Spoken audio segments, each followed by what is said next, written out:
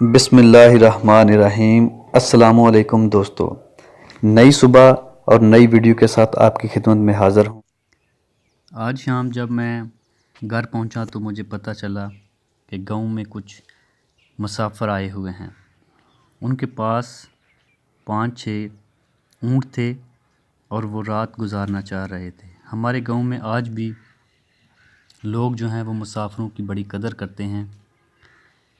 میرے آنے سے پہلے ہی وہاں پہ چارپائی کا انتظام کر دیا گیا تھا اور ان کے کھانے کا بھی انتظام کر دیا گیا تھا۔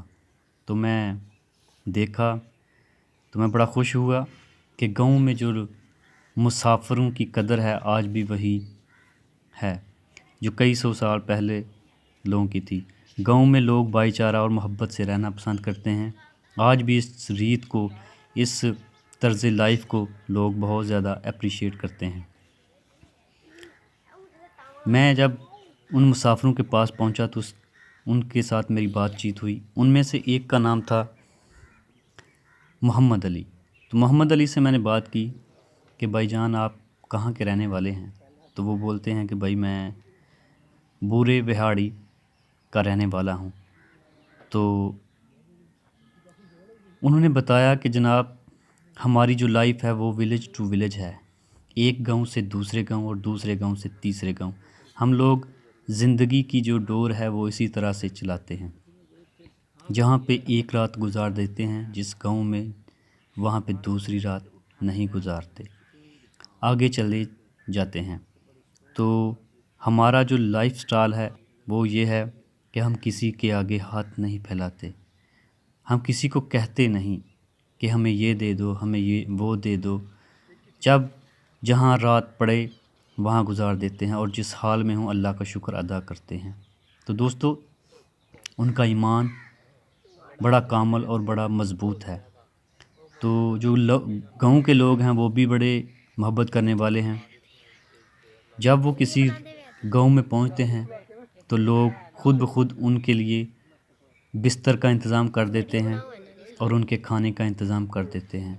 تو وہ آسان طریقے سے رات گزارتے ہیں اور وہ آگے نکل جاتے ہیں۔ تو اسی طرح سے ان کی جو زندگی ہے وہ چلتی رہتی ہے، رواں رہتی ہے۔ تو اونٹ کے متعلق انہوں نے مجھے بتایا کہ جو اونٹ ہیں وہ 3 سال کے بعد جو ہے وہ دوندہ لگتا ہے۔ تو اونٹ کی عمر جو ہوتی ہے وہ بھی کافی زیادہ ہوتی ہے۔ یہ کم و بیش اونٹ جو ہے وہ ایک 300 من کے راؤنڈ اباؤٹ وزن جو ہے وہ اٹھا لیتا ہے۔ اونٹ ایک ایسا جانور ہے جو کہ صحرا کے سخت ترین موسم میں بھی کئی دن کھائے بغیر گزارا کرنے کی صلاحیت رکھتا ہے، اور اس کی کوہان جو ٹھوس چربی سے بھری ہوتی ہے، قحط اور خشک سالی کے موسم میں بھی اپنی اس چربی سے دودھ کی پیداواری صلاحیت برقرار رکھتے ہیں۔ اور یہ حیرت انگیز بات ہے، شدید خشک سالی کے دوران جب پانی کی کمی واقع ہو جاتی ہے تب اس کے دودھ میں ایسی حیرت انگیز کیمیائی تبدیلی آتی ہے جو وہاں بسنے والے افراد کی غذائی ضرورت کو پورا کرنے کے کام آتی ہے۔ جہاں اونٹ صحرا میں زندگی بسر کرنے والوں کے لیے ایک نعمت ہے، وہیں اونٹنی کا دودھ بھی ایک نعمت سے کم نہیں۔ قیمتی فوائد کا حامل اونٹنی کا دودھ جو بہترین غذا ہے، دوا بھی ہے اور ساتھ ہی شفا بھی ہے۔ بکری کے دودھ کی خاصیت الگ، بھینس کے دودھ کی خاصیت الگ اور گائے کے دودھ کی خاصیت الگ۔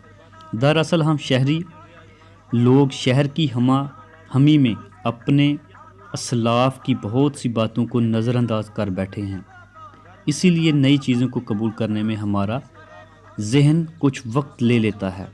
اس میں کوئی شک نہیں کہ طبی اعتبار سے اونٹنی کا دودھ بے شمار فوائد کا حامل ہے۔